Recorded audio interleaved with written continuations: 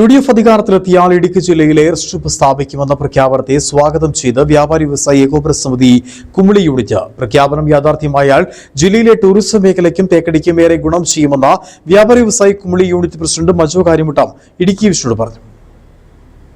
പുതുതായി ഇടുക്കി ജില്ലയിൽ air strip അനുവദിക്കും എന്ന പ്രതിപക്ഷ നേതാവിൻ്റെ പ്രഖ്യാപനം ടൂറിസം മേഖലയ്ക്ക് വളരെയേറെ ഉത്തേജനം നൽകുന്നതാണ്.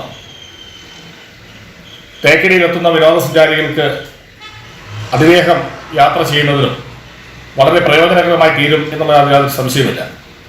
നമുക്കറിയാം, Theni railway line lower camp വരെ നീട്ടുവാൻ വേണ്ടിയുള്ള ശ്രമം നടന്നുകൊണ്ടിരിക്കുകയാണ്. അതോടൊപ്പം തന്നെ നമ്മൾ പ്രധാനപ്പെട്ട ഒരാവശ്യമായിരുന്നു അണക്കര എയർ സ്ട്രിപ്പ് എന്നുള്ളത്. ഇപ്പോൾ പുതിയൊരു ഗവൺമെൻറ് അധികാരത്തിൽ വന്നാൽ അണക്കര എയർ സ്ട്രിപ്പ് യാഥാർത്ഥ്യമാകുന്നത് തേക്കടിയുടെ വികസനത്തിന്, അനുബന്ധ മേഖലയുടെ വികസനത്തിന് ഗുണകരമാകും എന്നുള്ള കാര്യത്തിൽ യാതൊരു സംശയമില്ല.